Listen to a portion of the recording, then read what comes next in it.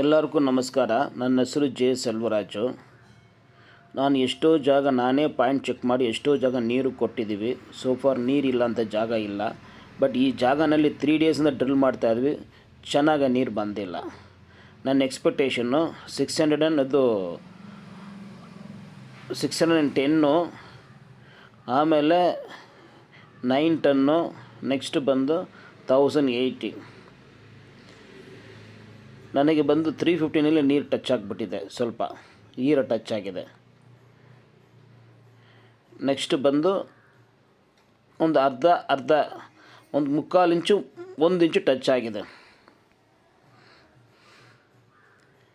ಒಂದು ಹೊಸ ಎಕ್ಸ್ಪೀರಿಯನ್ಸ್ ಸಿಕ್ತು, ಸರಿನಾ. ಫಸ್ಟ್ ದಿವಸನೂ ಸ್ಟೋರೇಜ್ ತೋರಿಸಿದ್ವಿ, ಸೆಕೆಂಡ್ ಡೇಸನು ಸ್ಟೋರೇಜ್ ತೋರಿಸಿದ್ವಿ, ಥರ್ಡ್ ಡೇನೂ ಸ್ಟೋರೇಜ್ ತೋರಿಸಿದ್ವಿ. ನೀರು ಸ್ವಲ್ಪ ಬಂದಿದೆ, ನೀರು ಕಡಿಮೆನೇ, ಇಲ್ಲ ಅಂತ ಇಲ್ಲ.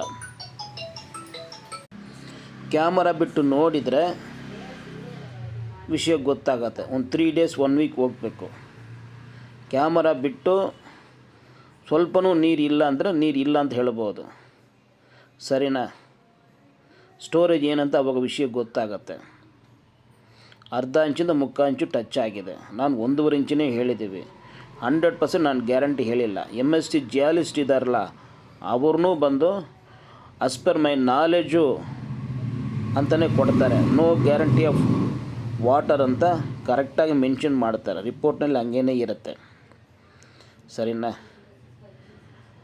ಅದು ಏನು ದೇವರು ನಮ್ಮ ಟೈಮು ಪಾರ್ಟಿ ಬ್ಯಾಡ್ ಟೈಮು ಗೊತ್ತಿಲ್ಲ, ನೀರು ಬಂದಿಲ್ಲ. ಅದಕ್ಕೋಸ್ಕರ ಒಂದು ಹೊಸ ಎಕ್ಸ್ಪೀರಿಯನ್ಸ್ ಸಿಕ್ಕಿದೆ.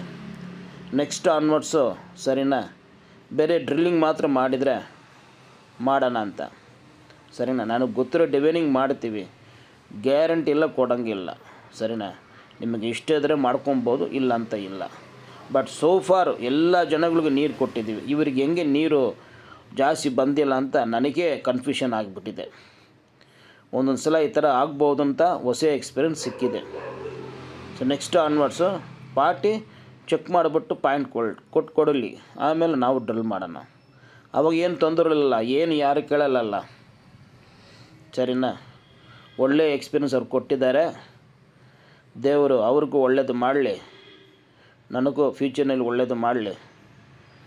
ಏನಂತ ಶಾರ್ಟಾಗಿ ನೋಡೋಣ. All is well, all is well.